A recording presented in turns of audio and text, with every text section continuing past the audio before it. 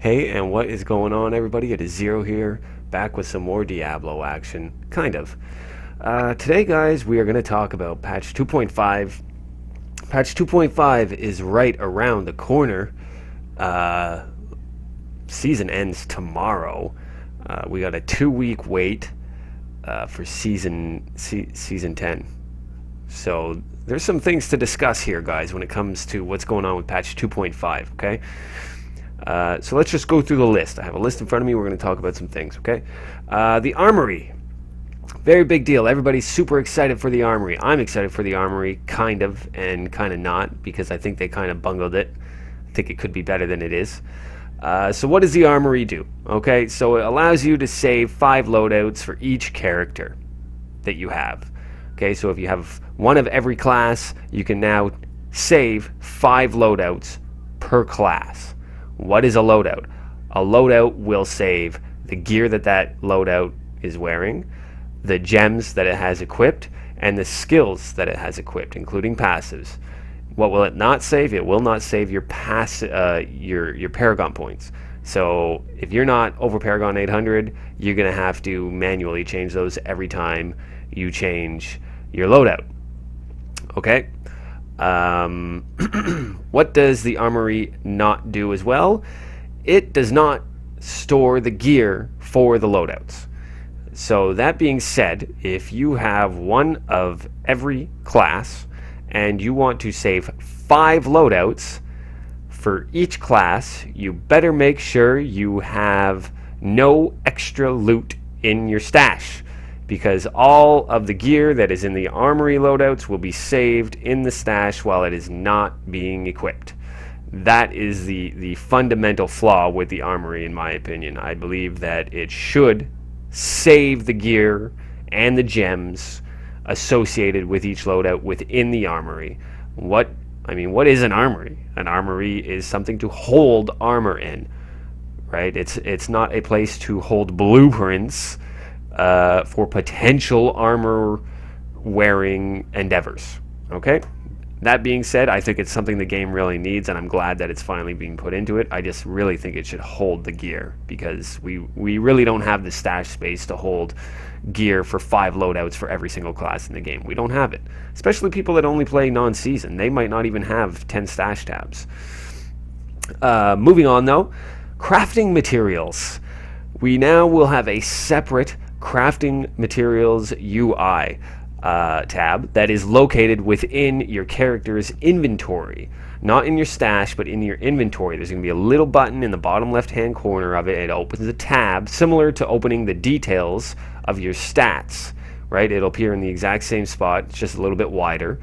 And it will hold all of your crafting materials. It'll hold all your yellows, blues, whites, Forgotten Souls, Hellfire crafting mats, all that stuff. Anything to do with crafting. What it will not hold gems. It will not hold legendary gems. It will not hold greater rift stones. It will not hold anything. It won't hold machines.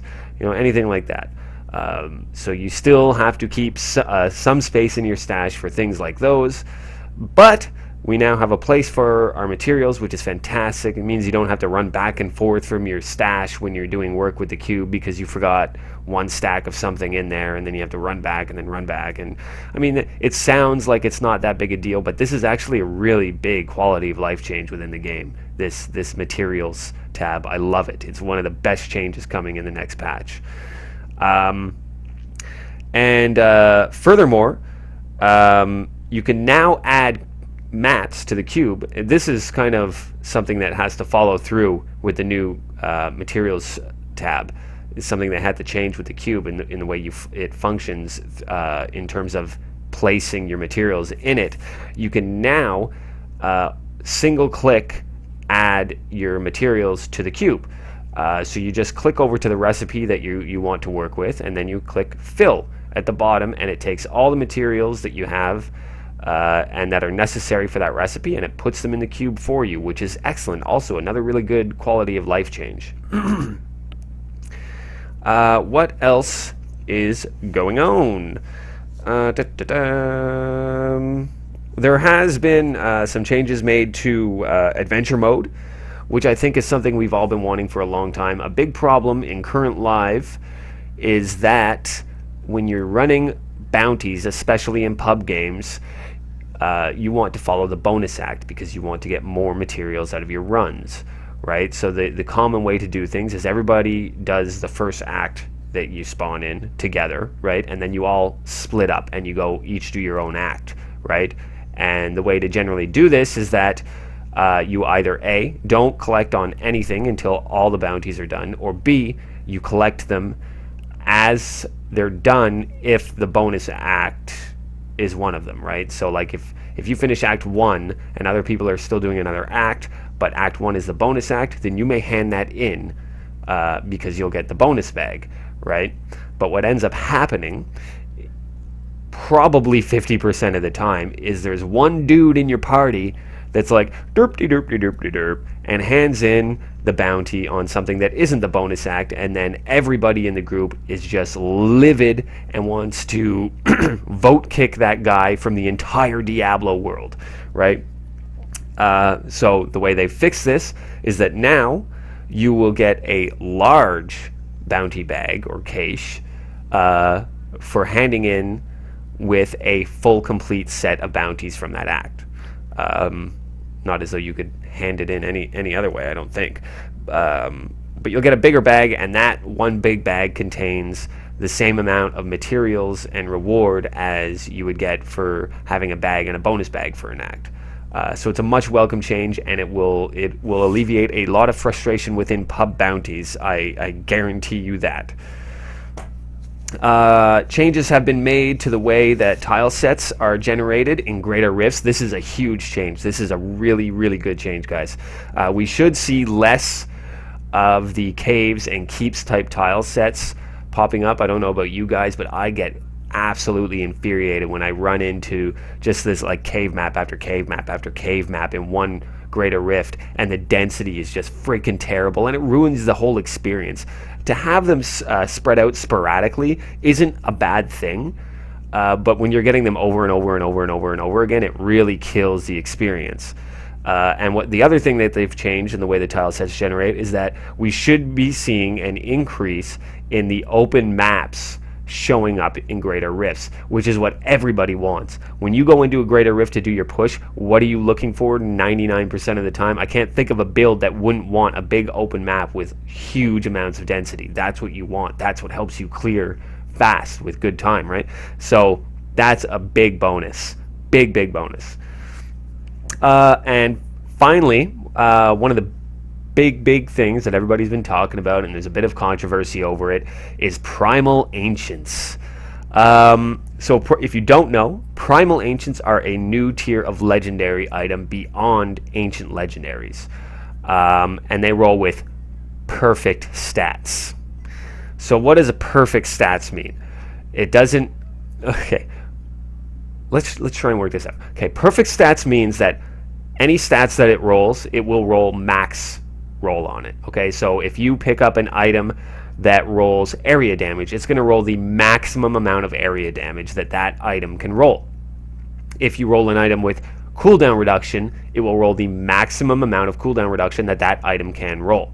Okay, with ancient stats. So think of it as just perfect ancient items, right? So if you have like a chess piece, a Talrash's chess piece, right, it will roll with the 1000 intelligence, guaranteed. Okay. That being said, when they drop, it can't take into account what build you're playing. Okay, so say you're playing Invoker's Thorns and you get a hack. The game, you get an ancient primal hack. The game isn't going to say, okay, this guy's running Invoker's Thorns, let's make sure that he gets this, and this, right? It's not going to drop down and have no base damage on it, you know, and be but just a perfect hack for Invoker's Thorns. It's not like that. It's still going to roll with whatever stats on it, but they're just going to be max.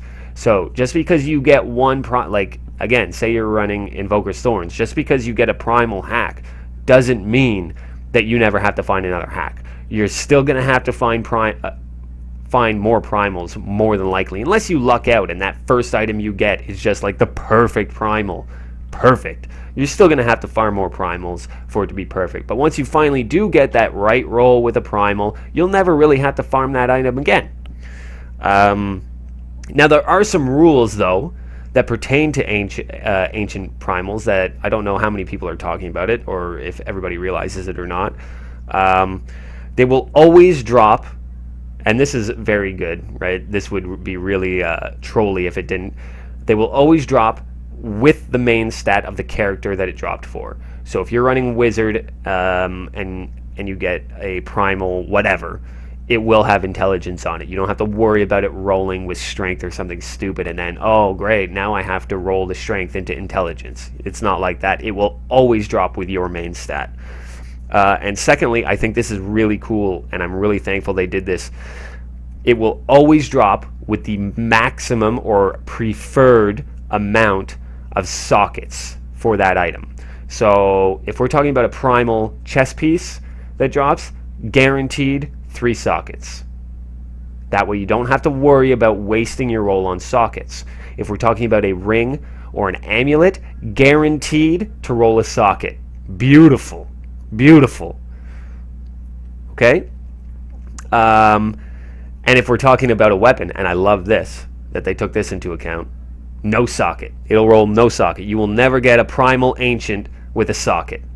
Okay, because obviously you're not going to want a socket on it. You're going to want to put a socket on it with a gift.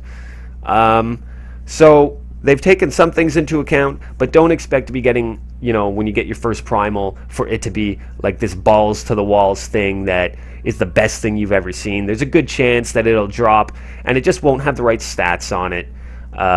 Or it might have one of the right stats or 2 of the right stats. But realistically, when you get your first one, unless you get it early on, you're going to want to replace it with probably just a normal ancient that has a better mixture of stats on it. Is there anything else to talk about? We've covered the new Whimsy Shire in a different video, so we don't really need to get into that, and that's not even in the patch notes anyway. So that's what's going on with patch 2.5, guys. It is just around the corner. Remember that Season 9 ends tomorrow. There's a lot of cool stuff happening. I'm really pumped for this patch. I'm pumped for the armory. I just wish they had done it a little different. Let me know what you guys think about the changes. You guys got to agree with me. I mean, the armory should hold the gear. Am I right or am I right? Or am I right?